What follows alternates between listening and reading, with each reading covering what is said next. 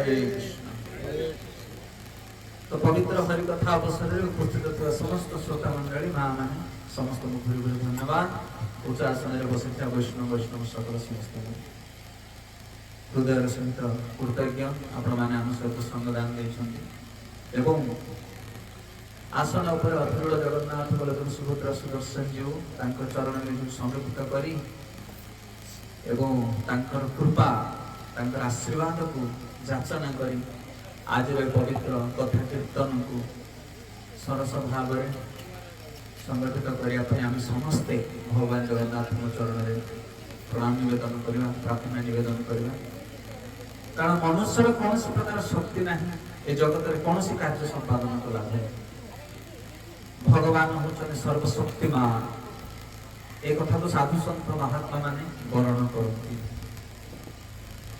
तेणु तांकर आशीर्वाद तांकर कृपा को नहीं ए जगत में समस्त कार्य को संपादन करने पाई महत पुरुष माने साधु संत माने सर्वदा प्रयास रहती। और ताहार विधान होचे मंगलाचरण। आमे मंगलाचरण माध्यम सर्वप्रथम भगवान गुरु इष्ट वैष्णव देवी देवता समस्त को आवाहन कले कृपा याचना कले ए महत कार्य संपादन करने हूँ भारतीय संस्कृति जगन्नाथ परंपरार विधि।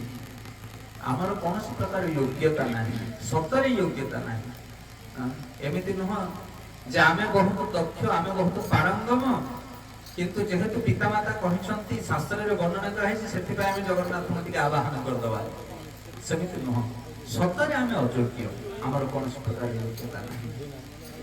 मूकं करोति वाचाल पंगुलं नयति। अति सुंदर प्रसंग मन पड़े भागवतम ध्रुव महाराज कथा। ध्रुव महाराज बयस मात्र 5 वर्ष। विमाता दुईटी माता गोटे होचंती सुनीति और जन होचंती सुरुचि। राजा उत्तान पादंकर दुईटी रानी एवं सुनीति जो रानी ना जमिति गुण मध्य समिति सुनीति माने नीति संपन्न जो रानी नियम को पालन करते नीति को धारण करते तांका नाम होची सुनीति। आउ गोटे रानी को नाम होची सुरुचि। रुचि माने कोन रुचि माने स्वाद जोटा हमको आग्रह हमको पसंद सेटा हमें ग्रहण करू। पसंद दीटा गोटे होची नियम आ गोटे होची कोन रुचि। कौन भोजन करवा दरकार आम पाई गोटे नियम रही आम नियम कहीं भोजन करूनी आम केमती भोजन करुचे आम रुचि अनुसार जोटा हमको पसंद। तो सही भाई भाव में रुचि अनुसार ग्रहण करुवा रानी जहाँ को ना थिला सुरुचि तांकर गुण भल नथिला। आ जे नीतिवान रानी थिले जहाँ को ना थिला सुनीति तांकर गुण बहुत सुंदर थिला। सेही सुनीति गोटे गुणवान पुत्र थिले तांकर नाम होची ध्रुव। आ से ध्रुव को पसंद करू नथिले तांकर विमाता सेथिपई राजा उत्तान पादंग कोल रे बसई देले नाही। ये क्षत्रिय संतान थिले ध्रुव 5 वर्ष रहले कोन हैला तांकर रक्त रे क्षत्रिय रक्त थिला।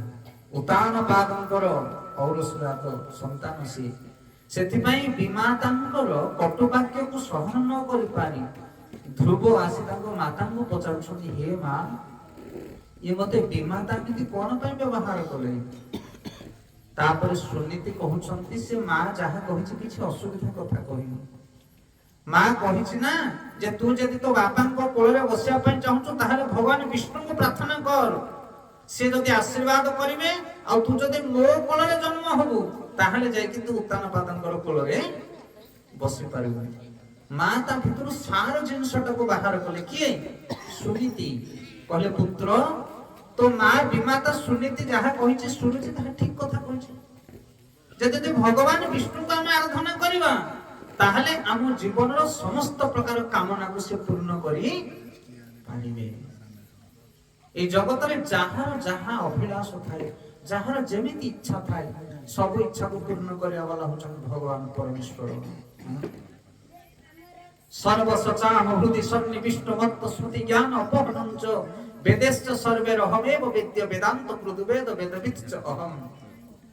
गीतारे भगवान कहउचंती ए सचराचर ब्रह्मांड भितर भरी रहितबा समस्त जीवमान को हृदय मु बसिछि सर्वस चाह हृदि सन्निविष्ट मत्त श्रुति ज्ञान अपहरंच वेदेश्च सर्वैरहमेव वेद्य वेदांत कृत वेद वेदवित् च अहम मु वेद को जानिबा वाला वेदर अंत होछि मु वेद को प्रणाम करिया वाला होछि मु वेद को प्रचार करिया वाला होछि मु वेद माने ज्ञान सेते सब ज्ञानर आधार होछन भगवान अहम सर्वस्व प्रभव मत्त सर्व प्रवर्तते इति मत्त भदन्ते मां बुद्धा भाव समन्विता मोठर सब किछ सृष्टि होछ मु होछ सबर आधार सर्व कारण होछ मु सेते मां कहउछंती सुनीति कहउछंती पुत्र ध्रुव को कहउछंती तोर मां जहा कहउछि सत्य कथा कारण भगवान कर कृपा बिना जगत रे के कोन से कार्य हासिल कर परिबे नाही तेणु तू से भगवान को आराधना जदि करिबो ताहले भगवान तते तोर पितार कोळ को प्रदान करि परिबे एई कथा सुनिला परे राताराती ध्रुव चली जाउछि तपस्या करिया पई घोर तप आचरण करछि ध्रुव 5 वर्षर बालक ध्रुव 6 मास भीतर भगवान को दंडायमान कर दोछि एमिति तपस्या जगत रे केहि केबे करि नथिले ध्रुव महाराजंकर जो तपस्या प्रथम मास रे ध्रुव 3 दिन रे थरे भोजन करती आमे केते दिन रे थरे खाउचे आमे दिन को 3 थर भोजन करछे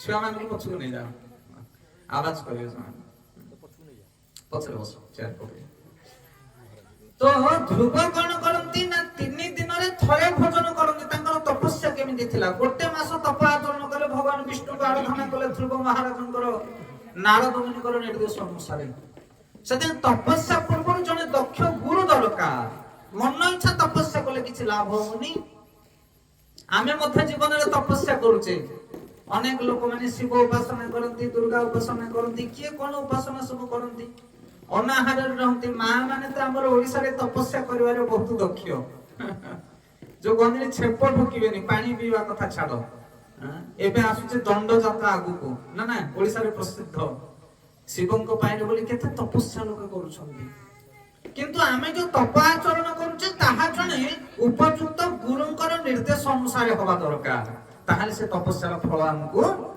मिलिबो आपण जहा तपस्या करूछंती उपवास करूछंती व्रत करूछंती ए सब काहा को पचार की करूछंती काहा निर्देश रे करूछंती ना पड़िसा वाला कोले आमे भी करिनबा ना सेमति तपस्या करा जाय सेते ध्रुव जेतले तप आचरण करिया पय जाउछंती सेतले भगवान तांका घर गुरु को पहुंचे दोछंती गुरु की नारद मुनि कहले बापा एते छोट बयस रे कुआडे जीव तमे न मु तपस्या करबी ना तपस्या करिवार बयस ये नुह किंतु ध्रुव बड़ चालाक बड़ बुद्धिमान कहले तपस्या करे को बयस कोन आमे तो आत्मा भगवान को अंश केते बेले भी से भगवान को आराधना करि पारे जते आमे बेले बेले हम छुआ मान को कहउछ ना तुमे माने छोटा पिला गीता भागवत कोन पढुछ जप कोन करूछ ठाकुर पूजा करूछ कोन करूछ ना ना ना ना छोटा बड़ नाही तपस्या करिया पई हरि भजन करिया पई बयस देखा जाय ना हमर इस्कन मंदिर रे सब युवक माने ब्रह्मचारी जॉइन कर जानते यंग एज बाडू पुओ माने सब चाकरी बाकरी करथे छाड़ देकी सब जॉइन कर जानते सेमिति गोटे बापर गोटे सुंदर पुओ गोटे युवक पुओ पाठशाठ पढुतेला चाकरी करिया समय से कोन गला ना जेकी मंदिर रे ब्रह्मचारी बनि गला ता बापा रागी की गले क्रोधित हे कि मंदिर रे जेकी आवाज कले के मंदिर रे प्रेसिडेंट अछन मंदिर भीतर जने वृद्ध ब्रह्मचारी आसले कहले आज्ञा कोन तू कोन हला आमे मंदिर रे प्रेसिडेंट ना मो पुओ ए मंदिर रे रहचे ना भलो हला वंश रे जदी गोटे पुओ सन्यासी हुए ब्रह्मचारी हुए गृहत्यागी हुए ताले तांकर 14 पीढ़ी उद्धार की जाती 73 पीढ़ी सात्विक 21 पीढ़ी तमरो कोन असुविधा ना मो पुओ को डाकिया ना मु ताको नेकी पळेबी ना आमे का को बांधी रखिने आश्रम रे तार इच्छा हला श्रद्धा हला सेति पई से आसी गला आश्रम को तापर पुओ को डाके दे कहले तुम बापा सुनि चलो जा हम ताको संग रे पुओ आसी के ठियाले कहले तुम ताको नेकी पळो तो मो पुओ को ना हां मु नेकी पळेबी कारण एई बयस समूह हरि भजन करिवारो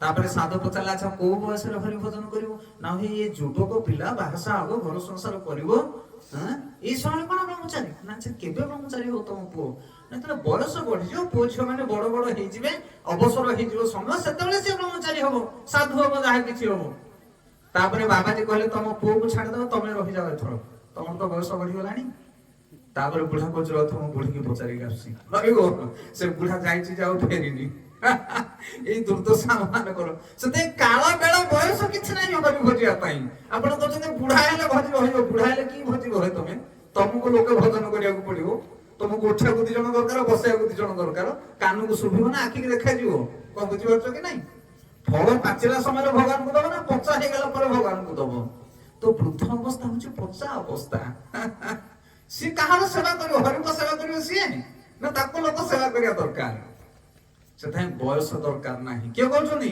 ध्रुव कहते गुरु को गुरु परीक्षा नौकरी तापर पचार चल मु बुझेदेवी तुम बापा को सी तुमको कोल बसईदेवे ना ना ना ना मो माता निर्देश देचे मु भगवान विष्णु को भजन करी जदि पारुच हे साधु मते विष्णु भजन मार्गटा शिखाई दियो तो जेते प्रकार प्रलोभन देखौछंती नारद मुनि ध्रुवन को ध्रुव कौन सी कथा राजी पड़ना गोटे जे मु हरि भजिबी से आम मनर जदि दृढ़ निष्ठा अच्छी जे मु भगवान भजन करी ताहले भगवान कौन करेंगे ना तुम पाख जन उपयुक्त व्यक्ति को पठे देवे से कह जाए भगवान कृपा कले गुरु मिलती आ गुरु कृपा कले कौन मिलती भगवान मिलती बुझीपारे कह कथा आ भगवान केतेबेले कृपा करेंगे जेतेबेले जनकर हृदय तीव्र इच्छा जागृत हो जदि तुम हृदय निष्ठार सहित इच्छा करुच कि मु हरि भजन करने चाहे से भाया लोक तुमको आनिक पहुंचे देवे तुम पाखे भगवान कारण से हूँ अंतर्जामी से सब किसी जानती तो नारद मान उपदेश ध्रुव जाई कौन कर मधुवन वृंदावन एक सुंदर वन हूँ मधुवन आ मधुवन बस तप आचरण कर प्रथम मास 3 दिन थरे भोजन करती द्वितीय मास 6 दिन थरे कौन भोजन करती पत्र खाली सुखिला पत्र तापरे तृतीय मास 9 दिन थरे केवल जलपान करती बुझीपार कह कथा तो गोटे मास अतिक्रम है तपस्या दिन को दिन बढ़ी बढ़ी जाए से आमे भी जिते पूजा आराधना तप आदि करुचे मंत्र उच्चारण आमर सेमती स्तर बढ़िबा दरकार जमिति बयस बढ़िले आमर भोजन बढ़ी बढ़ी जाउची आवश्यक बढ़ी बढ़ी जाउची सेमिति भजन मध्य बढ़ाइबा दरकार बढ़ुचे आम जीवन में भजन ना जंजाल आसिले कमी कमी जाउची हेली भजन सब कौन बुझी पारछन से तपस्या को 6 मास भीतर एते तीव्र करे देले ध्रुव शेष मासरे से निश्वास को थरे के बंद कर देले 5 मासरे कौन कले ना 12 दिन रे थरे श्वास नियंती गोटे थर श्वास नेबे 12 दिन पर छाड़ीबे आगे भोजन तापरे पत्र तापरे जल तापरे श्वास एवं पंचम मास जो पूर्ण होची 6ठ मास आरंभ होची से श्वास को बंद कर दो प्रभु मोर तपस्या तुम मन को पाऊँ ना कौन आउ केमिति तपस्या कले तुम मो आगु आसीबो भगवान विष्णुଙ୍କର नाम को उच्चारण करूछन्ती नारद देथिबा मंत्र को उच्चारण करूछन्ती ओम नमो भगवते वासुदेवाय ए मंत्र को निष्ठार सहित दृढ़तार सहित भजन करूछन्ती आउ शरीर को तपस्यामय जीवन करूछन्ती से आम मान जीवन रे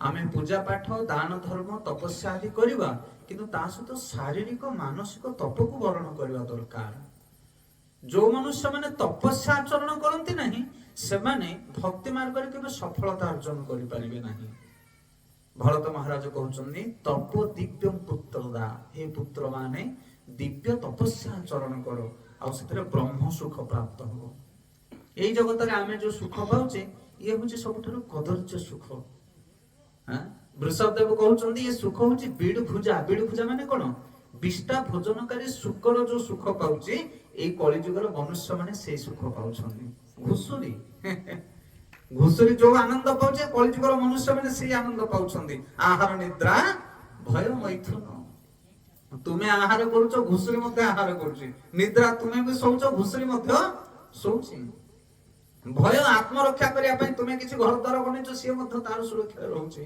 आ मैथुन आम भी संतान संतति जन्म कर सी भी जन्म कर मनुष्य और घुसुरी भितर कौन फर्क से जो मनुष्य मैंने तप आचरण करती घुसुरी गीता भागवत पढ़ी पार ना अन्य जीव मैंने भगवान नाम जप करेंगे ना सी विग्रह पूजा आराधना करें ना कि मनुष्य जन्म आम पाइचे दिव्य आनंद प्राप्त होगा हमको तपस्या आचरण करने दरकार तो ये भाव में घोर तप आचरण करते किए ध्रुव महाराज ଆଉ ଯେତେବେଳେ 6 ମାସ ଅତିକ୍ରମ ହେଇଛି, 5 ମାସ ଅତିକ୍ରମ ହେଇଛି, ସେ ନିଶ୍ୱାସକୁ ରୁଦ୍ଧ କରିଦେଇଛନ୍ତି, ବନ୍ଦ କରିଦେଇଛନ୍ତି ତାଙ୍କର ଶ୍ୱାସକୁ। ଭାଗବତରେ ସୁଖଦେବ ଗୋସ୍ୱାମୀ କହୁଛନ୍ତି ଯେତେବେଳେ ଧ୍ରୁବ ମହାରାଜ ତାଙ୍କର ଶ୍ୱାସକୁ ବନ୍ଦ କରୁଛନ୍ତି, ସେତେବେଳେ ତାଙ୍କର ଶରୀରର ପ୍ରଭାବରେ ଏ ପୃଥିବୀଟି ଦୋହଲୁଛି। କେମିତି ଦୋହଲୁଛି ନା ଯେମିତି ଗୋଟେ ନୌକା ଉପରେ ଗୋଟେ ହାତୀ ଯଦି ଚଢିଯାଏ, ଗୋଟେ ନୌକା ଉପରେ ଯଦି ଗୋଟେ ହାତୀ ଚଢିଯାଏ, ତାହେଲେ ସେ ନୌକାର ଅବସ୍ଥା କଣ ହବ? ସେ ନୌକା ଟଳଟଳ ହବ।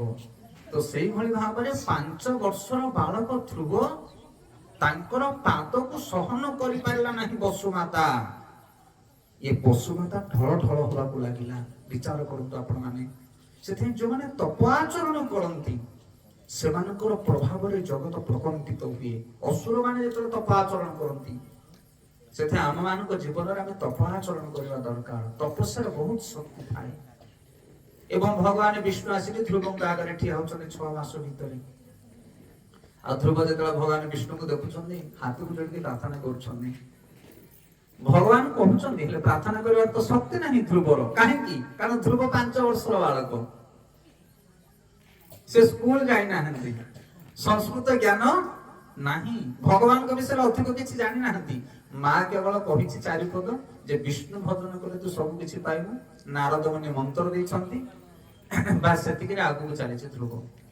ତ ଯେତେବେଳେ ଧ୍ରୁବ ହାତକୁ ଯୋଡ଼ି ଭଗବାନଙ୍କ ସୁନ୍ଦର କମନୀୟ ରୂପକୁ ଦେଖୁଛନ୍ତି, ତାଙ୍କ ଚିତ୍ତ, ତାଙ୍କ ମନ, ତାଙ୍କ ପ୍ରାଣରେ ଭଗବାନଙ୍କର ଗୁଣଗାନ କରିବା ପାଇଁ ଇଚ୍ଛା ହଉଛି, କିନ୍ତୁ ଶକ୍ତି ନାହିଁ କି ଯୋଗ୍ୟତା ନାହିଁ। ଅଛି କି ଧ୍ରୁବଙ୍କର? ନା, ଶିକ୍ଷା ନାହିଁ। ତ ସେତେବେଳେ ଭଗବାନ କଣ କରୁଛନ୍ତି, ତାଙ୍କର ସୁନ୍ଦର ଶଙ୍ଖକୁ ବାହାର କରି ଧ୍ରୁବଙ୍କର ମସ୍ତକରେ ଛୁଆଇ ଦଉଛନ୍ତି। କାରଣ ଭଗବାନ ଜାଣିପାରିଲେ ଇଏ ବର୍ତ୍ତମାନ ମୋର ସେବା କରିବା ପାଇଁ ଚାହୁଁଛି, ଇଏ ମୋର ଗୁଣଗାନ କରିବା ପାଇଁ ଚାହୁଁଛି। ସେଥିପାଇଁ ଭଗବାନ ଯେତେବେଳେ ଧ୍ରୁବର ମସ୍ତକରେ ଶଙ୍ଖକୁ ଛୁଆଉଛନ୍ତି, ସେତେବେଳେ ଧ୍ରୁବ ଅନର୍ଗଳ ଭଗବାନଙ୍କର ଗୁଣଗାନ କରିବା ପାଇଁ ଚାହୁଁଛି। ଆଉ ସୁନ୍ଦର ଭାବରେ ଭାଗବତରେ ବର୍ଣ୍ଣନା କରାଯାଇଛି ଯେ କଣ କଣ ଧ୍ରୁବ ଭଗବାନଙ୍କୁ ପ୍ରାର୍ଥନା କରୁଛନ୍ତି। ଅନେକ ସୁନ୍ଦର କଥା, କିନ୍ତୁ ତା ଭିତରୁ ଗୋଟେ ସାରାଂଶ କଥା କହୁଛନ୍ତି ଧ୍ରୁବ। କହୁଛନ୍ତି, ହେ ପ୍ରଭୁ, ଏ ଜଗତରେ ମୋର କିଛି ଦରକାର ନାହିଁ। ନା ଧ୍ରୁବ, ତୁ ଆସିଥିଲୁ ମାଗିବା ପାଇଁ, କଣ ଇଚ୍ଛା ଥିଲା? ଭଗବାନଙ୍କୁ କଣ ମାଗିବୁ ବୋଲି ଆସିଥିଲୁ? ମାଗେ ଯାହା ଇଚ୍ଛା। ନା ପ୍ରଭୁ, ମତେ କିଛି ଦରକାର ନାହିଁ। ନା କଣ ପାଇଁ? ନା ଏ ଜଗତଟା ହଉଛି ଖଣ୍ଡିଆ କାଚ ଭଳିଆ, ଆଉ ଆପଣ ହଉଛନ୍ତି କାଞ୍ଚନ ସୁବର୍ଣ୍ଣ ଭଳି। ତ ଯିଏ ସୁନାକୁ ପାଇଯାଏ, କାଞ୍ଚନ ପାଇଯାଏ, ସିଏ ଆଉ କଣ ଭଙ୍ଗା କାଚକୁ ଧରିବା ପାଇଁ ଇଚ୍ଛା କରିବ? ମୁଁ ଖୋଜୁଥିଲି ବାପାର କୋଳ, ମୁଁ ଭାବୁଥିଲି ଉତ୍ତାନ ପାଦଙ୍କର ରାଜ ସିଂହାସନରେ ମୁଁ ବସିବି, ଏଇ ଅଭିଳାଷ ମୋ ହୃଦୟରେ ଥିଲା। କିନ୍ତୁ ଆଜି ସେଇ ଅଭିଳାଷ ମୋ ହୃଦୟରେ ନାହିଁ। ହେ ପ୍ରଭୁ, ଆପଣଙ୍କର ଏ କମନୀୟ ସୁନ୍ଦର ରୂପକୁ ଦେଖିଲା ପରେ ମୋ ହୃଦୟରେ, ମୋ ମନରେ, ମୋ ଭାବନାରେ ଏକ ଅପୂର୍ବ ଆନନ୍ଦ ସୃଷ୍ଟି ହଉଛି। ଆଉ ଏ ଜଗତର କୌଣସି ବସ୍ତୁ ମତେ ଆକର୍ଷଣ କରିପାରୁନି। ମୁଁ ଆପଣଙ୍କର ଏ ରୂପକୁ ସବୁବେଳେ ଦେଖୁଥିବି, ଆପଣଙ୍କର ଚରଣରେ ସେବା କରୁଥିବି। ଆ ଛଡା ଏ ଜଗତରେ ମୋର କୌଣସି ବୈଭବ ଆବଶ୍ୟକ ନାହିଁ। ଗୌର ପ୍ରେମାନନ୍ଦେ। ସେଥିପାଇଁ ଭଗବାନଙ୍କର ସେବା, ଭଗବାନଙ୍କର ପୂଜା, ଭଗବାନଙ୍କର ନାମ, ଭଗବାନଙ୍କର ଗୁଣଗାନ, ଆ ଭିତରେ ଏତେ ଆନନ୍ଦ ଥାଏ। ଯୋଉମାନେ ଏଇ ଆନନ୍ଦକୁ ଥରେ ପାଇଯାଆନ୍ତି, ଏ ଜଗତର କୌଣସି ସୁଖ ତାଙ୍କୁ ଆକର୍ଷିତ କରିପାରେ ନା। ଆଉ ଧ୍ରୁବକୁ ଭଗବାନ ଯେତେବେଳେ କୃପା କରୁଛନ୍ତି, ତାପରେ ଧ୍ରୁବ ଭଗବାନଙ୍କର ଗୁଣଗାନ କରୁଛନ୍ତି। ଏ ପ୍ରସଙ୍ଗ ମୁଁ ଏଇଥିପାଇଁ ଆପଣ ମାନଙ୍କୁ ଆଜି ଶୁଣେଇଲି କି ଭଗବାନଙ୍କର କୃପା ନ ହେଲେ ଏ ଜଗତରେ କୌଣସି ବ୍ୟକ୍ତି କୌଣସି କାର୍ଯ୍ୟ ସମ୍ପାଦନ କରିପାରିବ ନାହିଁ। ତେଣୁ ଆମେ ଜଗନ୍ନାଥ ମହାପ୍ରଭୁଙ୍କର ଆଶ୍ରୟ ନବା। ସିଏ ଆମକୁ ସଦ୍ବୁଦ୍ଧି ଦେବେ, ସଦ୍ଜ୍ଞାନ ଦେବେ, ଯାହା ଫଳରେ ଆମେ ସଠିକ କାର୍ଯ୍ୟକୁ ସମ୍ପାଦନ କରିପାରିବା। ଆଚ୍ଛା, ଆମେ ମାନେ ଆଜି ସବୁ ଏକତ୍ରିତ ହେଇଛୁ କଣ ପାଇଁ? ଏଠି କଣ କାମ? ଶ୍ରାଦ୍ଧ ବାର୍ଷିକ ନା? ଶ୍ରାଦ୍ଧ ବାର୍ଷିକ। କେହି ଜଣେ ବ୍ୟକ୍ତିଙ୍କର ଦେହାନ୍ତ ହେଲା ପରେ ବର୍ଷକୁ ଥରେ ତାଙ୍କ ପାଇଁ ଶ୍ରାଦ୍ଧ କ୍ରିୟା କରାଯାଏ। ଆଜି ହଉଛି ସେଭଳି ଗୋଟେ ପବିତ୍ର ତିଥି। ଇଏ ହଉଛି ସଂସ୍କାର। ଆକୁ କଣ କୁହାଯାଏ? ସଂସ୍କାର। ଜନ୍ମ ନା ଜାୟତେ ଶୂଦ୍ର ସଂସ୍କାରାତ୍ ଭବେତ୍ ଦ୍ୱିଜ। ବେଦ ପଥଟି ବିପ୍ର ବ୍ରହ୍ମ ଜାନାତି ବ୍ରାହ୍ମଣ। କଳି ଯୁଗରେ ସମସ୍ତେ ଶୂଦ୍ର ଜନ୍ମ ଲାଭ କରିବେ। ଜନ୍ମ ନା ଜାୟତେ ଶୂଦ୍ର। ଏ କଳି ଯୁଗରେ ବ୍ରାହ୍ମଣ କ୍ଷତ୍ରିୟ ଆଉ କେହି ନାହାନ୍ତି। ଯିଏ ଜନ୍ମ ହଉଛନ୍ତି ସବୁ ଶୂଦ୍ର। କାରଣ ଏ କଳି ଯୁଗ ହଉଛି ଘୋର କଳି। ବହୁ ପୂର୍ବରୁ ଯୋଉମାନେ ଦୁଷ୍କର୍ମ କରିଥାନ୍ତି, ଏ କଳି ଯୁଗରେ ଜନ୍ମ ଗ୍ରହଣ କରନ୍ତି। ଆଉ ସେଥିପାଇଁ ଏଠି ସମସ୍ତେ ଶୂଦ୍ର। तो शूद्र को संस्कारित करने द्वारा से कौन हुए ब्राह्मण तो प्राप्त हुए ता भीतर गोटे संस्कार होचे अंत्येष्टि संस्कार जोटा वर्ष को थरे थरे करा जाए श्राद्ध वार्षिक क्रिया ताकू कहा जाए मनुष्य जीवन में 10टी मुख्य संस्कार रही केतोटी 10टी संस्कार तो आम मानकर कर्तव्य होचे आम माने से संस्कार को गंभीर भाव में ग्रहण करवा दरकार कारण संस्कार द्वारा जड़े निच व्यक्ति बा निच गुणवान व्यक्ति उच्च गुण संपन्न ही पारे जड़े शूद्र गुण धारण करथिया व्यक्ति मध्य ब्राह्मण गुण को धारण करि पारे कोन कले संस्कार आ आज आमे यह जो करूचे आकु कह जाय अंत्येष्टि संस्कार मनुष्यर देहांत पर ई संस्कार को आचरण करा जाए तो प्रथम संस्कार होची विवाह जतले पुत्र और कन्या भितर विवाह संस्कार हुए ताकू सठिक विधि विधान भाव विवाह संस्कार करवा दरकार किंतु आजिकल संस्कार विषय ज्ञान नहीं आ जो माने भी जानछन सठिक भाव पालन करि परनाहाती विवाह संस्कार माने कोन ना पुत्र और कन्या कोष्ठी को देखी से भली पुत्र से भली कन्या को विवाह करवा दरकार किंतु आजिकल आमे जले गोटे झियोटे के पुओटे बाहा करूचे कोष्ठी अल्प देखा होची किंतु आ कोन बेसी देखुचे खानदान देखुचे ना नहीं झियो कौन करुची पुओ कौन करुची केते पाठ पढ़ुची देखिया पई रूप केमिति धर्म म्याच करुचे वंश म्याच करुचे ना नहीं सौंदर्य को म्याच करुचे हाइट म्याच करुचे किंतु जातक को म्याच करू नहीं तम पुओ को म्याच कला भया गोटे झियोटे आनी देले कोन पुओ झियो एकाठी रहिजे बोली भाबुछ तमे तमे धनी लोकटी आ गोटे धनी घर कोन बहुटे आनी देले तमे भाबुछ तांकर पारिवारिक जीवन सुंदरमय हेइ परिबो सुखमय हेइ परिबो गोटे बर आ गोटे कन्या भितर कोन म्याच थिले से माने अंत समय पर्यंत वैवाहिक जीवन को सुंदर भाव में पालन करि परिबे कोन म्याच थिले कोन तांकर गुण तांकर पसंद पतिर जो भली पसंद पत्नीर मध्य जदि सेही पसंद हेइथिबो गोटिए गुणवान जदि हेइथिबे दि जण जाको ताहले से माने जीवन सारा सठिक भाव में बंची पारिबे कोन बुझि परछंदी हेले सेटा केमिति जणा पड़िबो पुओर कोन पसंद झियर कोन पसंद ना तांकर ग्रह जातक को मिलन करा जाए सेते विवाह समय कहा जानी गांधारी सह धृतराष्ट्र ना नहीं गांधारी धृतराष्ट्र मैच हो नथिला बा गांधारी को पई जो पुरुष खोजा जाए से पुरुष माने कोन होंदी तांकर अंत ही जाए शेषरे जतले धृतराष्ट्र सहित गांधारी पुष्टि गणन करा गला तार फुल मैच हला सेहि पई सेहि दि जनकर नाम विवाह संस्कार रे गान करा जाए कोन बुझि परछन तो कहे नथिला तो आजिकल विवाह संस्कार मध्य ठीक भाव में आम पालन करि पारु नै पुत्र गोटे गुण रहिथिबो कन्या गोटे गुण रहिथिबो विवाह पर पर तांकर झगड़ा आरंभ हो जाउची परस्पर भितरे मनोमालिन्य रहउची होउची कि नै अरे बोल आउ विवाह संस्कार कोन शिक्षा में नबा ना अनेक प्रकार विवाह रहिछि गोटे हला देव विवाह गंधर्व विवाह राक्षस विवाह आजिकल जो विवाह होउची सब राक्षस विवाह जोठी मद्य मांस नशा वितरण करा जाए एवं जोठी अत्यधिक परिमाण ध्वनि प्रकम्पित करा जाए जेमते डीजे आज ताकू कहे राक्षस विवाह गंधर्व विवाह किबा देव विवाह होवा दरकार आम मान करो जोठी शंख भेरी तुरी को बुझि पाछो ना नहीं ये सब थिला आगुरु कि देव्याओ नहीं ए सब राक्षस विवाह सेति पई पुत्र संतान माने एभली भाबरे सृष्टि होचंदी आ बर कन्या मानक भितर परस्पर भितर सुसंबंध रहि पारु नाही विवाह संस्कार पर होची गर्भधान संस्कार भी अनेक गुडी विधान रहिछि उत्तम संतान प्राप्त हा पई हेले उत्तम समय दरकार बर आ कन्या नारी आ पुरुषंकर मिलनर घड़ीसंधि मुहूर्त रहिछि सेही समय जेतले गर्भधान दिया जाए ताहले जे उत्तम संतान जन्म हो जेमिति हमरो हिरण्याक्ष और हिरण्यकशिपु जन्म ग्रहण कले से कथा आपण माने भागवत पढले जानि परिबे एक अपेळ रे अनुपयुक्त समय रे जेते बेले दिति जाय कि कश्यप मुनि को आग्रह करूछन मना करूछन मुनि बर कहछन ना ये समय सठिक न हो किंतु तथापि दिति बाध्य करबा जोगु ताको सत्य से मिलन होछन आ ताको भितर राक्षस सृष्टि होछन ऋषि सांगे सांगे कहउछन कश्यप मुनि कहउछन ये दी जण एमिति असुर सृष्टि हेबे तुमर संतान जगत रे प्रलय करी बन्या सृष्टि करबे से भयंकर अघटन घटे से गर्भधान संस्कार बहुत विधान रही किभली भाव नारी पुरुषंकर मिलन हेले जड़े उपयुक्त गर्भ आमे प्राप्त हवा नारी हो कि पुरुष हो पुत्र हो कन्या हो उपयुक्त पुत्र कन्याटी आमे पाई परिबा। आउ गर्भधान संस्कार द्वितीय नियम कहूँ ध्यान पूर्वक शुण माँ पेटरे जतबेले गोटे संतान थाए माँ जहा किछि खाए जहा शुणे जहा आचरण करे तार पक्का पक्का प्रभाव संतान उपरे पड़े ये हूँ गर्भधान विधान।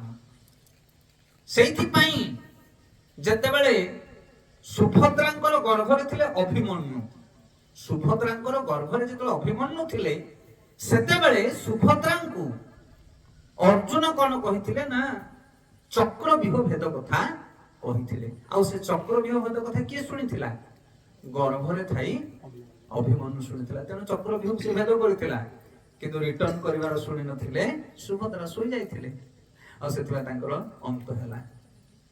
सेथिबा आमे माने मां माने जेतले गर्भ होउछंती सेतले गर्भरे थिबा संतान जेतले रहुछि मां को गर्भरे सेतबेले मां माने जहा शुनिबे से जिनस जाक सब कन्या माने पुत्र माने ताको ग्रहण करती। आमे कोन सुनुचे गर्भवती नारी माने कोन करछनी टीवी मोबाइल एई तो देखुछंती दिन राति आ कोन आ सेथिबा संतान माने मध्ये सेई भली गुणवान होउछंती। आ गोटे उदाहरण प्रहलाद हिरण्यकशिपुर पुत्र होउछंती प्रहलाद हिरण्यकशिपु जेतले तप आचरण करिया पे जाउछ मंदराचल पहाड़ को तपस्या करिया पे घोर तप सेतले देवता माने आसी हिरण्यकशिपुर राज्य रे पसी सब कोन करछंती ध्वस्त करुछंती आ रानी कयादु को बंदी करके नउछंती सेतले कयादु गर्भवती थिले हिरण्यकशिपुर पत्नी कयादु तो ए कयादु को जतबेले नै कि बांधी कि नै कि जाउछंती देवता माने कोन पे डर रे कोटना रे हिरण्यकशिपु त एते दुष्ट तार पुत्र जे जन्म हो ताठु दुष्ट होबो किंतु नारद मुनि देवता मानको पथा बोलछंती कहछंती ना ना ना ना तुमे गोटे नारी को बंदी करके नै पारिबोनी एहा अनुचित कथा से नारीटी को छाड़ी दियो मोर आश्रम रे। तो गर्भावस्था रे थिबा कयादु को नारद मुनि नै तांगा आश्रम रे रखुछंती आ आश्रम रे कयादु रही कोन करछंती सेवा पूजा भागवत कथा श्रवण करछंती से सुनु नाहंती के सुनुची गर्भ रे थिबा प्रहलाद सुनुछंती सेथे असुर वंश रे जन्म ही मध्य प्रहलाद मां गर्भ रे नारद मुनि कठर उपदेश पाई एक दिव्य महापुरुष भाव से आसीथिले। तो ये हচ্ছে गर्भधान संस्कार कथा सेथे आमे माने ए सब जिनिस को वर्ण करबा दरकार आमे मनुष्य गर्भवती नारी माने गीता भागवत पाठ करबा दरकार महाप्रसाद खाइबा दरकार राग लुणी तेल मसला आदि वस्तु को परित्याग करबा दरकार सेतिक दिन जदि गर्भवती नारीटीए सुढंग रे तार दिन को अतिबाहित करिवो ताहले पुत्र कन्या माने सठिक भाव रे जन्म ग्रहण करि पारिबे। हरे कृष्ण। आज काली तो झियो जदि गर्भवती थियो बोले बाप हरठु जाउची विभिन्न प्रकार नॉन वेज जिंस नउछंती कि नै मन इच्छा से तार जहा इच्छा ताको खाया पय दोछनी सेति पय संतान माने विभिन्न प्रकार खराब गुण मान होछनी। ये होची कोन गर्भधान संस्कार आ गर्भ रे मध्ये दुई तीनटी संस्कार आ रहउची। तापरे जन्मजात संस्कार जन्म हा पर जन्म केमिति हवा दरकार कोन पय केइ भली भाबरे ताको गोटे संतान जन्म हेले ताको केमिति ग्रहण करबा दरकार। आमर प्रतिदिन ऑनलाइन भागवत कथा होउची सकाल 7:30 बेले प्रतिदिन ऑनलाइन में भागवत कथा करछु लाइव। तो এই গতকালির কথা গতকালি ছাড়ি গতকালি আমি শুনুথুলু ভাগবতমরু শ্রীমদ ভাগবতম প্রথম স্কন্ধ দ্বাদশ অধ্যায় পরীক্ষিত মহারাজଙ୍କ জন্ম প্রসঙ্গ চালিছি। তো পরীক্ষিত মহারাজ যেতବେଳେ জন্ম হউছন্তি সেতବେଳେ রাজা কি অছন্তি যুধিষ্ঠির মহারাজ রাজবংশরে পরীক্ষিত জন্ম গ্রহণ করছন্তি যুধিষ্ঠির রাজা से कोन करछन ना परीक्षितंकर जन्म संस्कार करछन्ती। काली हम पढथुल मात्र गोटे श्लोक आ कोन श्लोक अछि। तो युधिष्ठिर महाराज कोन करछन्ती ना ब्राह्मण वैष्णव साधु संत साधारण नागरिक मानकु सब दान करछन्ती विभिन्न प्रकार दान उपयुक्त वस्तु उपयुक्त द्रव्य जाकु जहा दरकार सब दान करछन्ती। तो प्रभुपाद परपटर लेखुछन्ती हमर गुरु प्रभुपाद लेखुछन्ती कहते जेतेबेले गोटे संतान वंश रे जन्म हुए सेतेबेले देवता माने ऋषि माने वंशर जो पूर्व पुरुष माने ये समस्त आसी सेठी एकत्रित होंती कोन पे कारण के जने नव संतान हम स्थान को आसी कोन बुझी परछन कहा कथा समस्त आनंद रे पळि आसंती के जने नुआ लोक आछंती ଆଉ ଯେତେବେଳେ ଦେବୀ ଦେବତା ମାନେ ଏବଂ ଋଷିମୁନି ମାନେ ସମସ୍ତେ ଆସନ୍ତି ଅଦୃଶ୍ୟ ଭାବରେ, ସେମାନଙ୍କ ପାଇଁ ଗୋଟେ ସଂସ୍କାର କ୍ରିୟା କରିବା ଦରକାର। ଦାନ ଧର୍ମ ପୁଣ୍ୟ ହୋମ ଯଜ୍ଞ ଆଦି କରିବା ଦରକାର, ଯେମିତି ଯୋଉମାନେ ଆସିଥିବେ ସମସ୍ତେ ସନ୍ତୁଷ୍ଟ ହେଇକି ଯାଆନ୍ତି। ତାର ଉଦାହରଣରେ ମୁଁ କହିଥିଲି ସେଦିନ ଗୋଟେ ଉଦାହରଣ, ଆପଣ ଦେଖିବେ ଯଦି ଗୋଟେ ଝିଅଟେ ବାହା ହେଇକି ଗୋଟେ ବଂଶକୁ ଆସେ, ଝିଅଟେ ବାହା ହେଇକି ଯେତେବେଳେ ବାପ ଘରୁ ଆସେ ଶାଶୁ ଘରକୁ, ସେତେବେଳେ ସେ ଅନେକ ଗୁଡିଏ ଜିନିଷ ନେଇକି ଆସିଥାଏ। କଣ ନେଇକି ଆସେ?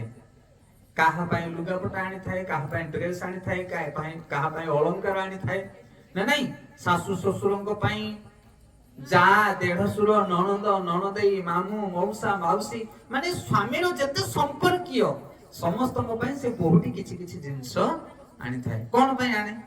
କଣ ପାଇଁ ଜିନିଷ ଆଣେ? କାରଣ ଆଣିବା ଦ୍ୱାରା ସେ ସମସ୍ତଙ୍କ ସହିତ ଗୋଟେ ସମ୍ପର୍କକୁ ତିଆରି କରେ। ଗୋଟେ ବଂଶ ଭିତରେ ପ୍ରବେଶ ହେଲେ ସମସ୍ତେ ଜାଣନ୍ତି ନାହିଁ ତା ବୋହୁଟା ମୋ ପାଇଁ ଏହା ଆଣିଥିଲା, ଆଉ ଅନ୍ୟମାନେ ମଧ୍ୟ ତାକୁ କିଛି ଉପହାର ଦିଅନ୍ତି ନା ନାଇଁ। ନୂଆ ବୋହୁଟେ ବଂଶକୁ ଆସିଲେ ଆମେ ମାନେ ଯାଉ, ସେମାନେ ଯାହା ଆଣିଥିବେ ଆମେ ଗ୍ରହଣ କରୁ ଏବଂ ଆମେ ମାନେ ମଧ୍ୟ କିଛି କିଛି ଉପହାର ଦଉଛନ୍ ନା ନାଇଁ। ଭାଇ ଯଦି ବାହା ହବ ତାହେଲେ ଭଉଣୀ ଭିଣୋଇ କିଛି ନେଇକି ଯାଆନ୍ତି ନା ନାଇଁ ଭାଉଜ ପାଇଁ। ନୂଆ ଭାଉଜଟି ଆମର ଆସିଛି ତା ପାଇଁ ମୁଦିଟେ ହଉ କିମ୍ବା ହାରଟେ ହଉ ବିଭିନ୍ନ ପ୍ରକାର ଜିନିଷ ନେଇକି ଯାଆନ୍ତି। ଆଉ ସିଏ ମଧ୍ୟ ଯେତେବେଳେ ଆସେ ତାର ନଣନ୍ଦ ପାଇଁ ନଣଦେଇ ପାଇଁ ଭଣଜା ଭାଣିଜୀଙ୍କ ପାଇଁ କିଛି ଜିନିଷ ନେଇ ଆସେ। ଇଏ ହଉଛି ଆଦାନ ପ୍ରଦାନ। ତ ସେଇଭଳି ଭାବରେ ଯେତେବେଳେ ଗୋଟେ ମନୁଷ୍ୟ ସନ୍ତାନ ଜନ୍ମ ଗ୍ରହଣ କରେ, ଜନ୍ମଜାତ ସଂସ୍କାର ସମୟରେ କଣ କରିବା ଦରକାର ନା ଦେବତା ମାନଙ୍କୁ, ଋଷିମୁନି ମାନଙ୍କୁ, ବଂଶର ପୂର୍ବପୁରୁଷ ମାନଙ୍କୁ, ନଗରବାସୀ ମାନଙ୍କୁ, ବ୍ରାହ୍ମଣ ବୈଷ୍ଣବ ମାନଙ୍କୁ ସମସ୍ତଙ୍କ ସହିତ ଗୋଟେ ଉପଯୁକ୍ତ ସମ୍ପର୍କ ତିଆରି କରେ। ତାକୁ କୁହାଯାଏ ଜନ୍ମଜାତ ସଂସ୍କାର। କଣ କୁହାଯାଏ? ଜନ୍ମଜାତ ସଂସ୍କାର। ଆଉ ଯଦି ବୋହୁଟା ତମ ପାଇଁ କିଛି ଆଣିନି, ଯଦି ଆପଣଙ୍କ ବଂଶରେ ଗୋଟେ ପୁଅଟେ ବାହା ହେଲା ତାକୁ ନେଇକି ଯାଅ, ମା ଡିଷ୍ଟର୍ବ କୋଳେଇକି ନେଇଯାଅ, କୋଳେଇକି ନେଇଯାଅ, କୋଳେଇକି ନେଇଯାଅ, କାଖେଇକି ନେଇଯାଅ।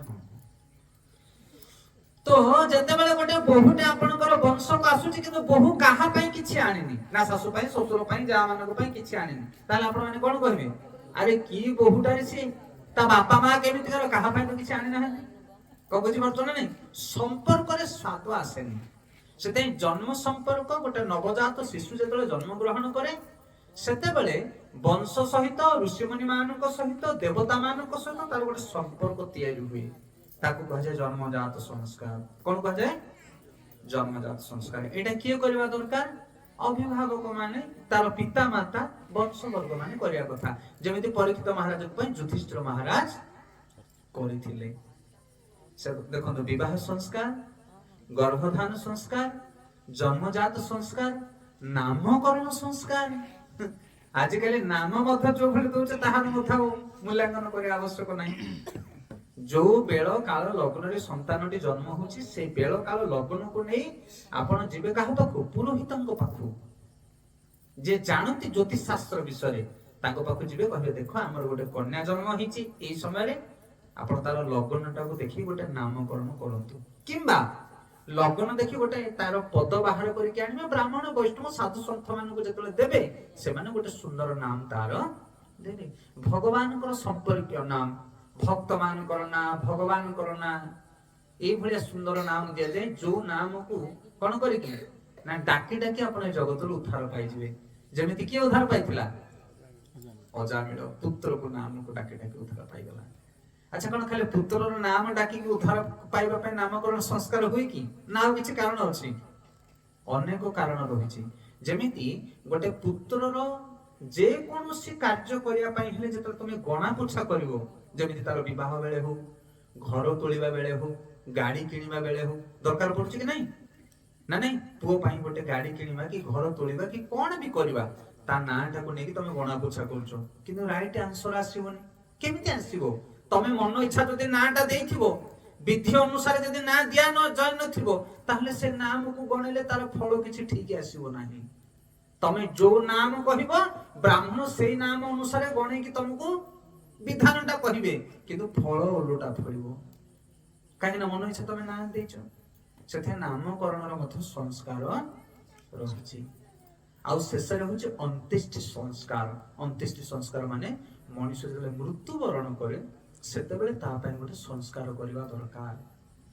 आ प्रत्येक संस्कार गर्भधान संस्कार हो विवाह संस्कार हो जन्मजात संस्कार हो चूड़ानयन संस्कार माने जो मथारू केश बाहर करती अन्नप्राशन संस्कार प्रथम कि अन्न जिते खाती विभिन्न प्रकार संस्कार रही ये सबु संस्कार रे मुख्य वस्तु है कौन ना भगवान आराधना हम जगन्नाथ विष्णुकर पूजा आराधना करेंगे साधु सन्थ ब्राह्मण वैष्णव मान डाकिबे हरि कीर्तन हरि पूजन हरि प्रसाद वितरण जदि करा जाए ताहले सब संस्कार ठीक ठाक हुए सब संस्कार मूल आराध्य होचंदी विष्णु कौन बुझी पाइले तो सेथि पई एबे ए जो कार्य चली आज कार्य आपको कहते अंत्येष्टि संस्कार जड़े मनुष्य मृत्युवरण कला पर शरीर त्याग कला पर तांको पई गोटे अंत्येष्टि संस्कार करा जाए आ एहा द्वारा कौन हुए ना आत्मा भगवत धाम को प्रत्यावर्तन करे जन्म मृत्यु चक्र से उद्धार पाई जाए एइथिपाई अंत्येष्टि संस्कार करा जाए आमे शरीर नुह आमे किए आमे होचे आत्मा आमे शरीर नुह आमे जदि पचारिबा समस्त को किए कोन अलग अलग सब परिचय देबे मो रामा मो भीमा मो टीमा किंतु किए रामा किए भीमा ए शरीर रो ना अछि किंतु आत्मा हेठारो भिन्न सिल प्रभुपा हमरो इस्कन फाउंडर आचार्य से विदेश जाइए गीता भागवतर बाणी को पचार गोटे स्कूल को जाइए कॉलेज को आठ गोटे पिलाटे को ठिया करेले ताको पचारे कहले तो पकेट रे पेन अच्छी ना हाँ अच्छी सर ना बाहर कर पेनटा से पेनटा बाहर कर धरला कहला पेन कहार प्रभात पचारे पेन कह ना एटा मो पेन आमे कहूचे कि नहीं पेन कहार मो पेन माने मो पेन नो पेन अलग मो अलग ना मो पेन बोली के कहूचे ना मो पेन तमाने पेन अलग मो अलग तापर प्रभुपाद पचारुछन्ती कहउछन्ती शार्ट जो पिंच शार्ट कहार नाटा मो शार्ट आमे कहउछ कि नहीं मो शार्ट तमे शार्ट अलग तमे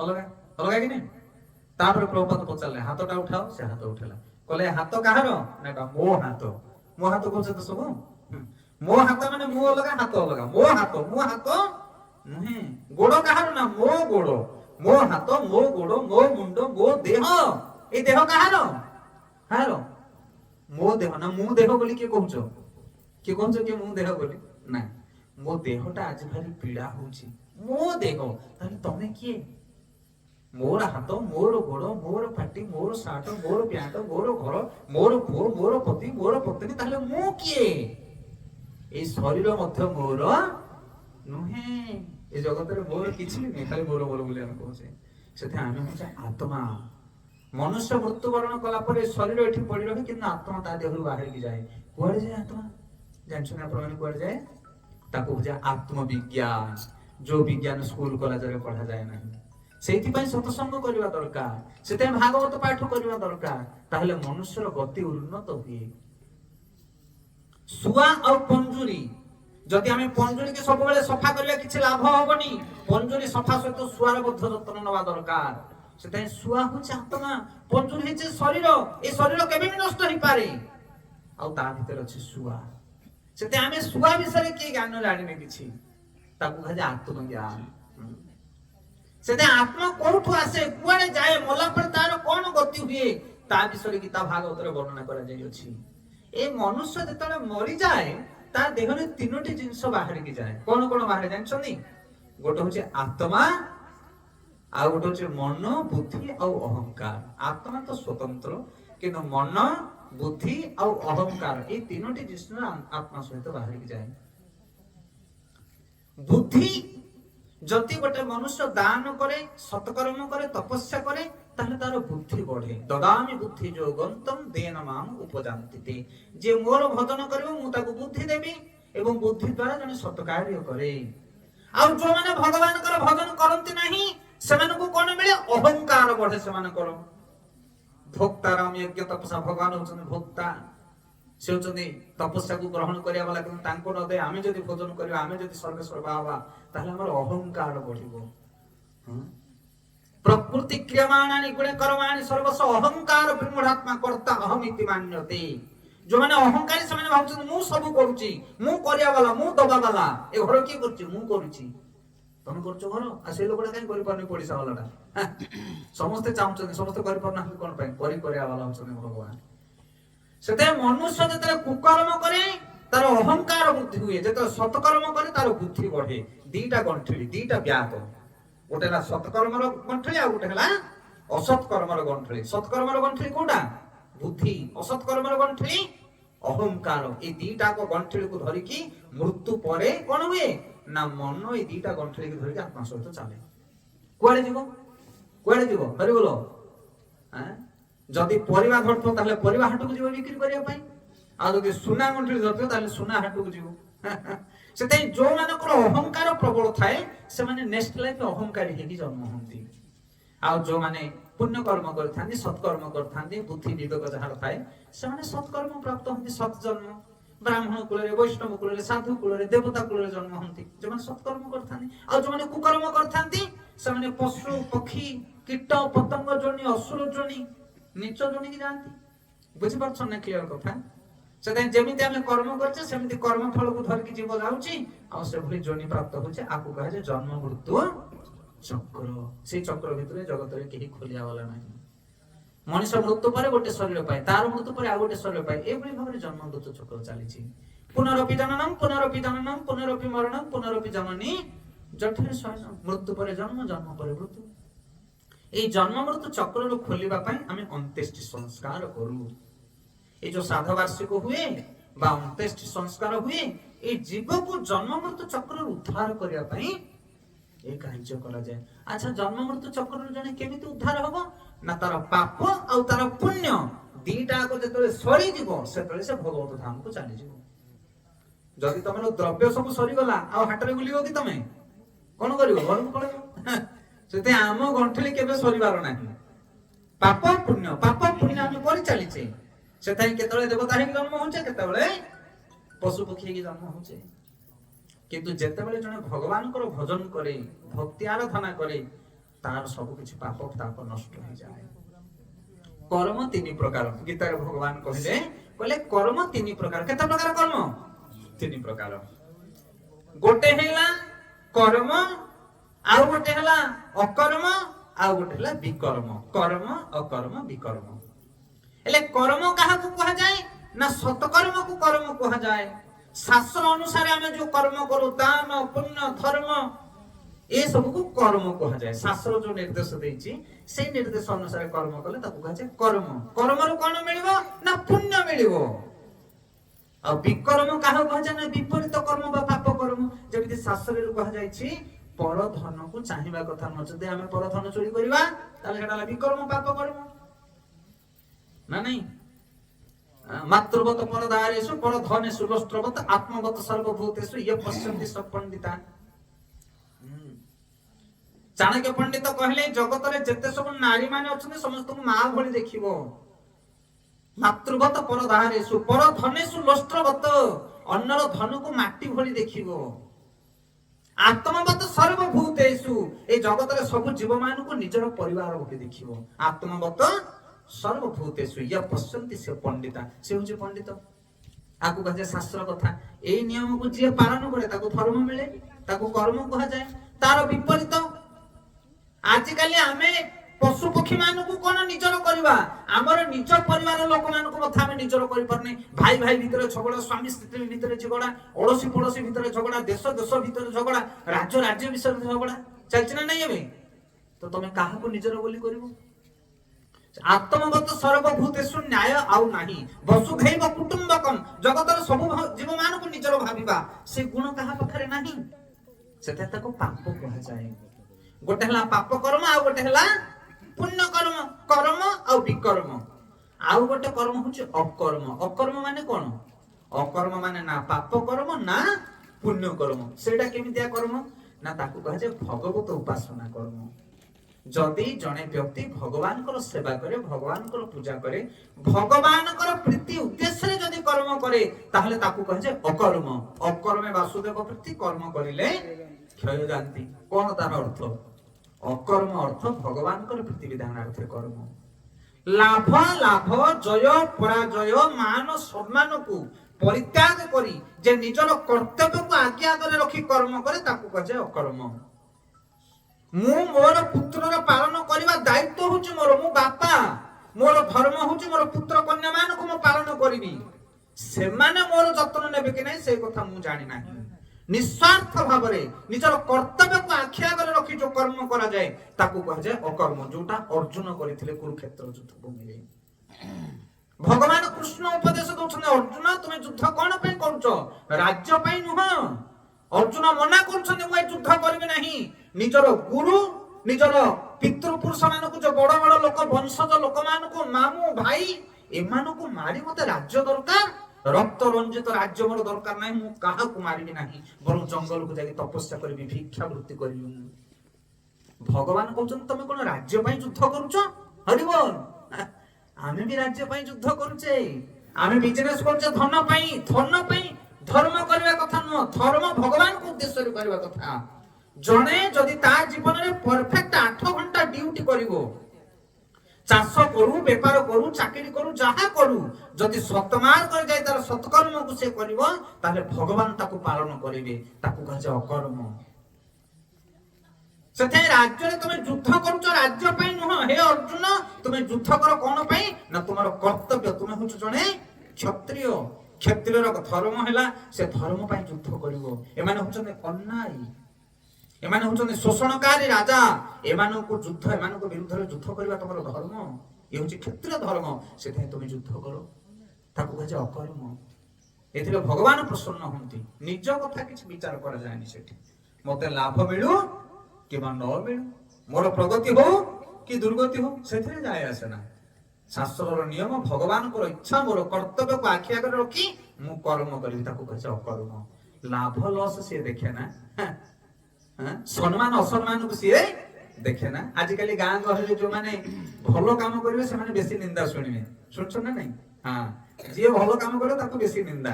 ତାପରେ ସେ କହେ ନିନ୍ଦା କରୁଛନ୍ତି ଲୋକ, କଣ ପାଇଁ କରିବି, ଯାହା କଣ ହଉଛି ହଉ, ଆମେ ଆଉ ସେ କାମ କରିବୁନୁ। ଆହେ ତମେ କଣ ସମ୍ମାନ ପାଇବା ପାଇଁ ସେ କର୍ମ କରୁଥିଲ କି? ସମ୍ମାନ ପାଇଁ କରୁଥିଲ, ସେଥିପାଇଁ ତ ଛାଡ଼ିଦେଲ କର୍ମ? ନା, ତୁମେ ଭଗବାନଙ୍କ ପ୍ରୀତି ପାଇଁ କର୍ମ କର। ତୁମେ ଯେହେତୁ ଜଣେ ମନୁଷ୍ୟ, ତୁମର କର୍ତ୍ତବ୍ୟ ହଉଛି ଜଗତ ମଙ୍ଗଳ ପାଇଁ କାର୍ଯ୍ୟ କରିବା। ସେଇଥିପାଇଁ ତୁମେ କାର୍ଯ୍ୟ କରୁଛ। ଲୋକଙ୍କର ମାନ ସମ୍ମାନ ସହିତ ତୁମର କଣ ସମ୍ପର୍କ? କି ଗାଳି ଦଉ କି ନିନ୍ଦା କରୁ, ସେଥିରେ ଆମର ଯାଏ ଆସେ ନା।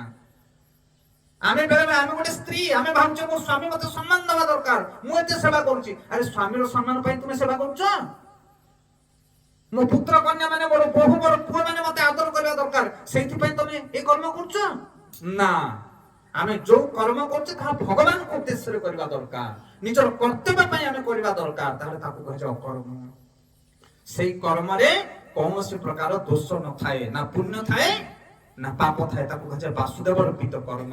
ଭଗବାନଙ୍କ ଉଦ୍ଦେଶ୍ୟରେ ସେ କର୍ମ କରାଯାଏ, ଭଗବାନଙ୍କ ପ୍ରସନ୍ନ ପାଇଁ ସେ କର୍ମ କରାଯାଏ। ସେଇଭଳି କର୍ମ ଏ ଜଗତରେ ବହୁତ କମ ଲୋକ କରନ୍ତି। ଆଉ ସେଇଭଳି କର୍ମ ଯୋଉମାନେ କରନ୍ତି, ଏ ଜଗତର କୌଣସି ଶକ୍ତି ତାଙ୍କୁ ପଥ ଚ୍ୟୁତ କରିପାରେ ନା। କଣ ବୁଝିପାରୁଛନ୍ତି କଥା? ଇଏ ହଉଛି ଶାସ୍ତ୍ରୀୟ କଥା। ସେଇଥିପାଇଁ ମନୁଷ୍ୟ ଜୀବନରେ ଏଇ ଯୋଉ 3 ପ୍ରକାର କର୍ମ ରହିଛି, କର୍ମ, ବିକର୍ମ, ଅକର୍ମ, ଏଇ ଅକର୍ମ ଆମ ଜୀବନରେ ଯଦି ଆମେ କରିପାରିବା, ତାହେଲେ ଆମେ ଜଗତରୁ ଉଦ୍ଧାର ପାଇପାରିବା। ଆଉ ଯଦି ଜଣେ ଅକର୍ମ କରିପାରୁନି, ତା ପାଇଁ ମଧ୍ୟ ଅନ୍ୟମାନେ କରିପାରିବେ ଅକର୍ମ। କଣ ସେ ଅକର୍ମଟି? ଭଗବତ ପ୍ରୀତିଯୁକ୍ତ କର୍ମ କଣ? ନା ହରିଭଜନ, ହରିକୀର୍ତ୍ତନ। ସତ୍ୟ ଯୁଗରେ ଥିଲା ତପସ୍ୟା, ତ୍ରେତୟାରେ ଯଜ୍ଞ, ଦ୍ୱାପରର ସେବା, ଆଉ କଳି ଯୁଗରେ ହଉଛି ନାମ ସଂକୀର୍ତ୍ତନ। କୃତଚେ ଧାୟତେ ବିଷ୍ଣୁ, ତ୍ରେତୟା ଯଜତେ ମଖେ, ଦ୍ୱାପରେ ପରିଚର୍ଯ୍ୟା, କୌଲ ତଦ ହରିକୀର୍ତ୍ତନାତ୍। ସତ୍ୟ ଯୁଗରେ ଅକର୍ମ ଥିଲା, ତପ। ସମସ୍ତେ ତପସ୍ୟା କରୁଥିଲେ, ଦେବତା ମାନେ ତପସ୍ୟା କରୁଥିଲେ, ଅସୁର ମାନେ ବି ତପସ୍ୟା କରୁଥିଲେ। ସତ୍ୟ। ତାପରେ ତ୍ରେତୟା ଯୁଗରେ ଯଜ୍ଞ, ସମସ୍ତେ ଯଜ୍ଞ କରୁଥିଲେ। ନିକୁମ୍ଭିଲା ବଟମୂଳରେ ଇନ୍ଦ୍ରଜିତ ମଧ୍ୟ ଯଜ୍ଞ କରୁଥିଲା, ଆଉ ଏଣେ ଅଶ୍ୱମେଧ ଯଜ୍ଞ ମଧ୍ୟ କରିଥିଲେ ରାମଚନ୍ଦ୍ର ମହାପ୍ରଭୁ। ସେଥିପାଇଁ ଯଜ୍ଞ ଥିଲା ଗୋଟିଏ ପ୍ରକ୍ରିୟା, ଅକର୍ମ ବା ଧର୍ମ ଥିଲା ତ୍ରେତୟା ଯୁଗରେ। ତାପରେ ଦ୍ୱାପର ଯୁଗରେ ଆସିଲା ସେବା। ଭଗବାନ କୃଷ୍ଣ ସ୍ୱୟଂ ଥିଲେ, ସେଥିପାଇଁ ତାଙ୍କର ସେବା ଥିଲା, ପରିଚର୍ଯ୍ୟା। କିନ୍ତୁ କଳି ଯୁଗରେ ଏ 3ଟାକ ଧର୍ମକୁ ପାଳନ କରାଯାଇ ପାରିବ ନାହିଁ। ତାର ଅନେକ ଗୁଡ଼ିଏ କାରଣ। ସତ୍ୟ ଯୁଗର ତପସ୍ୟା କରିପାରିବା ନାହିଁ, ସେ ଆୟୁ, ସେ ବଳ, ବୀର୍ଯ୍ୟ, ଯୋଗ୍ୟତା ନାହିଁ। ତ୍ରେତୟା ଯୁଗର ଯଜ୍ଞ କରିପାରିବା ନାହିଁ, କାରଣ ଶୁଦ୍ଧ ପବିତ୍ରତା, ନୈଷ୍ଠିକତା ନାହିଁ। ଦ୍ୱାପର ଯୁଗର ସେବା କରିପାରିବା ନାହିଁ। ତ୍ରେତୟା ଯୁଗର ଯଜ୍ଞ, ଦ୍ୱାପର ଯୁଗର ସେବା ମଧ୍ୟ ଆମେ କରିପାରିବା ନାହିଁ, କାରଣ ସେବା କରିବା ପାଇଁ ଯୋଉ ଇନ୍ଦ୍ର ସଂଯମ ଆଦି ଗୁଣ ଦରକାର, ସେ ସବୁ ଗୁଣ ଆମ ପାଖରେ ନାହିଁ। ଶୌଚତା, ପବିତ୍ରତା ନାହିଁ ଆମ ପାଖରେ। ଆଉ ରହିଲା କଳି ଯୁଗରେ ନାମ ସଂକୀର୍ତ୍ତନ। ସେଥିପାଇଁ କଳି ଯୁଗରେ ଭଗବାନଙ୍କୁ ପ୍ରସନ୍ନ କରିବା ପାଇଁ ସବୁଠାରୁ ସହଜ ଆଉ ସରଳ ଉପାୟ ହେଉଛି ଭଗବାନଙ୍କର ନାମ। ଯଦି ଜଣେ କଳି ଯୁଗର ବ୍ୟକ୍ତି ଭଗବାନଙ୍କର ନାମ କୀର୍ତ୍ତନ କରେ ତାହେଲେ ତା ଜୀବନରେ ସେ ଅକର୍ମ କରିପାରିବ। ଅକର୍ମ ମାନେ କଣ? କୌଣସି ପ୍ରକାର ଆସକ୍ତି ନ ରଖି ଭଗବାନଙ୍କର ପ୍ରୀତି ଉଦ୍ଦେଶ୍ୟରେ କର୍ମ କରିବା, ତାକୁ କୁହାଯାଏ ଅକର୍ମ। ଆଉ ଜଣେ ବ୍ୟକ୍ତି କେତେବେଳେ ସେ କର୍ମ କରିପାରିବ ନା ଯେତେବେଳେ ଭଗବାନଙ୍କର ନାମ ଜପ କରିବ।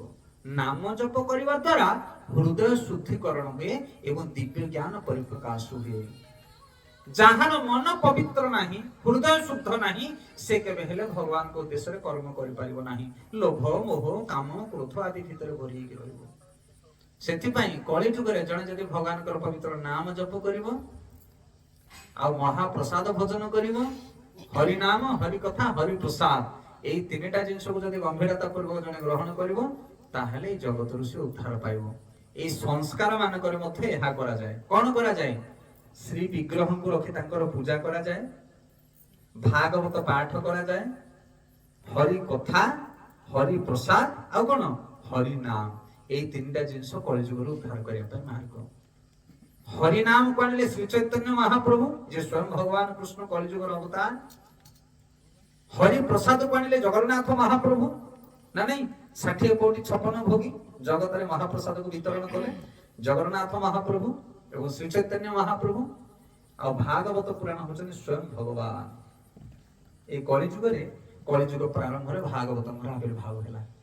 ସେଥିପାଇଁ ପ୍ରତିଦିନ ଘରେ ଭାଗବତ ପଢିବେ, ପ୍ରତିଦିନ ଶ୍ରୀ ବିଗ୍ରହଙ୍କର ସେବା କରି ମହାପ୍ରସାଦ ଖାଇବେ, ଆଉ ପ୍ରତିଦିନ ଭଗବାନଙ୍କର ନାମକୁ ଜପ କରିବେ। ଏଇ ତିନିଟା ଜିନିଷକୁ ଯଦି ଜଣେ ଧାରାବାହିକ ଭାବରେ ଗ୍ରହଣ କରିବ ତାହେଲେ କଳିଯୁଗରୁ ସେ ଉଦ୍ଧାର ପାଇବ। ଆଉ ଅନ୍ୟ ମାର୍ଗ ନାହିଁ। ହରି ନାମ, ହରି କଥା, ହରି ପ୍ରସାଦ। ହରି ନାମ, ହରି କଥା ଆଉ କଣ? ହରି ପ୍ରସାଦ। କଳିଯୁଗରେ ଏଇ ତିନୋଟି ମାର୍ଗ ରହିଛି। ତେଣୁ ବୈଷ୍ଣବ ମାନେ, ସାଧୁ ସନ୍ଥ ମାନେ ଯୋଉଠିକି ଯାଆନ୍ତି ଭଗବାନଙ୍କର କଥା କୀର୍ତ୍ତନ କରନ୍ତି, ଆଉ ଭଗବାନଙ୍କୁ ଭୋଗ ଲଗେଇ ପ୍ରସାଦ ପାଆନ୍ତି, ଆଉ ଭଗବାନଙ୍କର ନାମ କୀର୍ତ୍ତନ କରନ୍ତି। ଏଇ ସବୁ କାର୍ଯ୍ୟ କରିବା ପାଇଁ ଜାତି, ଗତି, ନୀତି ନିୟମ କିଛି ନାହିଁ। ସମସ୍ତେ କରିପାରିବେ। ହରିନାମ କରିବା ପାଇଁ କିଛି ନୀତି ନିୟମ ଅଛି ନା? ଆଚାଣ୍ଡାଳ ବ୍ରାହ୍ମଣ ସମସ୍ତେ ହରିନାମ କରିପାରିବେ। ଭାଗବତ ପଢିବା ପାଇଁ ଜାତି, ଗତି, ନୀତି ନିୟମ କିଛି ନାହିଁ, ସମସ୍ତେ ଭାଗବତ ପଢି ପାରିବେ। ଆଉ ଭଗବାନଙ୍କୁ ଭୋଗ ଲଗେଇକି ଖାଇବା ପାଇଁ ତାର ମଧ୍ୟ କିଛି ବାଛ ବିଚାର ନାହିଁ। यत करोसि यत स्नासि यत जुहोसि जदाति जत जत तपस्यासि कन्तय तत करोसि मत अर्पण। गीतारे भगवान कहले जहाँ खाउछ, जहाँ करूछ, जहाँ तपस्या करूछ मत अर्पण करो। मते न दे जे खाइबो से पाप खाइबो। यज्ञाशिष्ट सेन सन्थ मुच्चन्ति सर्वक्लेश विषयी ते भुजन्ति त्वघ पापा जे पच्यन्ति आत्मा कारणात्। निजे रोषे करके निजे जो माने खाई जाती से पाप खाती से चोर बोली गीतारे भगवान कहते कार द्रव्य को आम खाई जाऊे क्या न कही। ये सकल शक्तिर आधार होती भगवान। भगवान संपत्ति जेकोसी जिन आम ग्रहण करुचे पानी मुंदाए पीले प्रभु को जुहार करने दरकार। प्रभु आपणकर कृपार जल टी पाचे कि ना? अरे वो समर्पण भाव से जहाँ खाऊे जहाँ करुचे सब भगवान को उद्देश्य करने दरकार। किसी आवश्यक नहीं। भगवान नाम जप करो, गीता भागवत पढ़, आ भगवान को भोग लगे प्रसाद पाओ। सिंपल, बड़ा सरल कथा। देह भी फिट रहिबो, मन भी फिट रहिबो, सब फिट रही जीवो। ए तीनटा नियम को जदि जने पालन करिवो। आज अजस्र बीमार लोक माने जाई छटपट होउछन्ती ब्रह्मपुर भुवनेश्वर जाई देखन बड़ बड़ मेडिकल ले। कोन पई? कारण आहार शुद्धि नाही, जीवन चर्चा शुद्धि नाही। बहु लोक नशा पान करूछन्ती, 100 रु 90 99 भाग लोक नशा खाउछन्ती। कोन पई खाउछ से जागो? कौन पे खाऊच कि हो? कौन पे सेटा खाऊच? जो माने वैष्णव, जो माने साधु, से माने कौन से प्रकार नशा पान करिवे नाही, कौन से प्रकार नशा पान करिवे नाही। सेता विधान को जदि आमे ग्रहण करबा, शास्त्र विधान को ग्रहण करबा, भगवान कर प्रीति उद्देश्य रे जदि कर्म करबा, ताहले आमे निरोगी रहिबा, सुस्थ जीवन यापन अतिबाहित करबा। बहुत बड़ जीवन, बहुत सुंदर जीवन अतिबाहित करबा। सेता जीवन रे ए भगवान कर प्रीति को ग्रहण करो, ताहले आनंदमय खुशीमय जीवन हो जिवो। तो आज ये जो महान व्यक्ति जे चली जाइए बोली अंत्येष्टि संस्कार रे आमे माने भगवान पवित्र कथा कीर्तन श्रवण कले, ध्रुवंदर कथा श्रवण कले, भगवान आशीर्वाद कथा श्रवण कले, हरि कथा आउ हरि नाम कीर्तन भी कले एवं शेष महाप्रसाद भगवान को भोग लगी सुंदर प्रसाद समस्त वितरण कर ये जहाँ किसी पुण्य बल मिल से पुण्य को आम से व्यक्ति को उद्देश्य प्रदान करवा। हे जगतर नाथ जगन्नाथ महाप्रभु আজি আমি আচରଣ କରୁଥିବା ସମସ୍ତ ପୁଣ୍ୟ କର୍ମର ଫଳ ସେ ବ୍ୟକ୍ତିକୁ ଆମେ ପ୍ରଦାନ କରୁଛୁ, ତାଙ୍କର ସଦ୍ଗତି ପ୍ରାପ୍ତ ହଉ, ତାଙ୍କର ଆତ୍ମାର ଉଦ୍ଧାର ହଉ। ଇଏ ହଉଛି ଅନ୍त्येष्टि କ୍ରିୟା, ଅନ୍त्येष्टि ସଂସ୍କାର। ହରି ବୋଲ। ତ ଶେଷରେ ଆମେ 5 ମିନିଟ କୀର୍ତ୍ତନ କରିବା ଜଗନ୍ନାଥ ମହାପ୍ରଭୁଙ୍କ ଚରଣ ବନ୍ଦନ କରି, ଆଉ ତାପରେ ସମସ୍ତଙ୍କ ପାଇଁ ପ୍ରସାଦ। हरे कृष्णा कृष्णा कृष्णा हरे हरे, हरे राम राम राम।